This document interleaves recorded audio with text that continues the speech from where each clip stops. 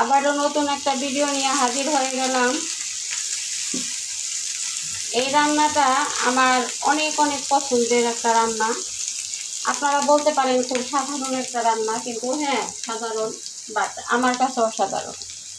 আবার খুব পছন্দের একটা খাবার থাকে না মানুষের, খুব সাধারণ একটা খাবারও মানে তার কাছে অনেক অনেক ভালো লাগে। আপনারা এটা বলতে পারেন কি না, এটা কি, এটা কি করতেছি, এটা মানুষ জামালপুর শেরপুর এই ধরনের মানুষ আপনারা এটা বেশি বলতে পারবেন। অন্যান্য মানুষ খায়, বাট কোন ডিস্ট্রিক্টের মানুষ খায় আমি জানি না, কিন্তু মানুষ এই জামালপুর শেরপুর এই মানুষগুলা খায় এটা আমি জানি। তো যাই হোক, এটা আমার খুবই পছন্দের। তো হ্যালো এভরিওয়ান, আসসালামু আলাইকুম। আপনারা সবাই কেমন আছেন?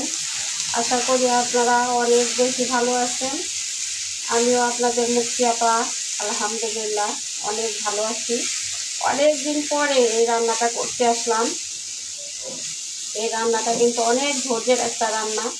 এখানে কিছুই লাগবে না। এখানে হলো শুকনা মরিচ, হালকা একটু কাঁচামরিচ দিচ্ছি, পেঁয়াজ রসুন, আর এই যে দেখেন লবণ। এই পর্যন্ত এটা মশলা। আর এটা হচ্ছে তেলটা একটু বেশি লাগে, তেল বেশি লাগে, আর হালকা আছে এটা ধৈর্য সহকারে ভাজতে হবে। এটা মচমচে করতে হবে। আপনি যদি জোরে জাল দেন তাহলে কিন্তু এটা পুড়ে যাবে, মচমচে হবে না। এটা যতটা হালকা আছে আপনারা পারেন এরকম করে ভেজে নিন। আমি আপনাদের ফাইনাল লুকটা দেখাবো।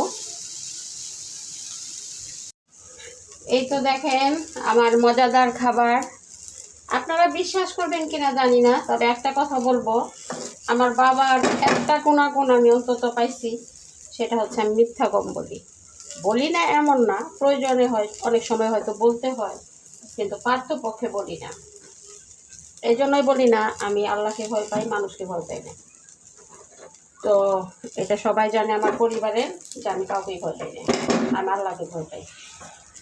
তো এই যে এই জিনিসটা আমার পটল ভাজি আছে, মুরগির মাংস আছে, শিং মাছের তরকারি আছে, ডাল চচ্চড়ি আছে। আমি কিন্তু এগুলো কিছুই খাবো না আজকে। আর এটা কি জানেন, এটা যখন ভাজি আমি, আমার মনে হয় কখন হবে, কখন আমি খাবো। এইটা আর হচ্ছে যে লাল মরিচ বাটা আছে না, এই দুইটা জিনিস আমি খুব তৃপ্তি সহকারে খাই, খুবই তৃপ্তি সহকারে খাই। আর আপনারা লক্ষ্য করছেন কিনা জানি না, এই বর্ষাকালে মানে বৃষ্টির দিনে আমি কিন্তু শাক খুব কম খাই, পার্থপক্ষে আমি খাই না শাক। সেজন্য আমার ঘৃণা লাগে, আর মাটিতে তো আপনার শাকটা হয়, এখানে অনেক কিছু থাকে, এগুলো আর বলতে চাই না, মুখে বললেও খারাপ লাগে। তাই আপনারা বুঝে নেন যে আমি কী বলতে চাচ্ছি। তো এইটা কিন্তু যে পেঁয়াজ রসুনটা একটু বেশি লাগে, আপনারা রসুনটা একটু বেশি দেবেন। আর এটা কি আপনারা বলবেন, আমি বলবো না, দেখি কোন কোন বন্ধু জানেন, এটা চিনেন, আর এটা লাভার কে কে আপনারা জানাবেন।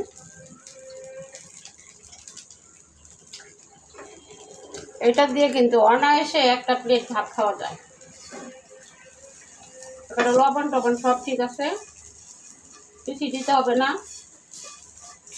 এটা কিন্তু দেখেন আমি পেঁয়াজ রসুন কিন্তু আলাদা ভাজি নাই, কিন্তু অলরেডি কিন্তু দেখেন বেরেস্তা হয়ে গেছে, কারণ এই জিনিসটাই তো ভাজা ভাজা হবে, তা আলাদা তো ভাজার কোনো প্রয়োজন নেই। আমি যদি আলাদা ভাজতাম, মানে পেঁয়াজ রসুনটা যদি আগে বেরেস্তা করে নিতাম, তাহলে কিন্তু এখন পুড়ে যেত।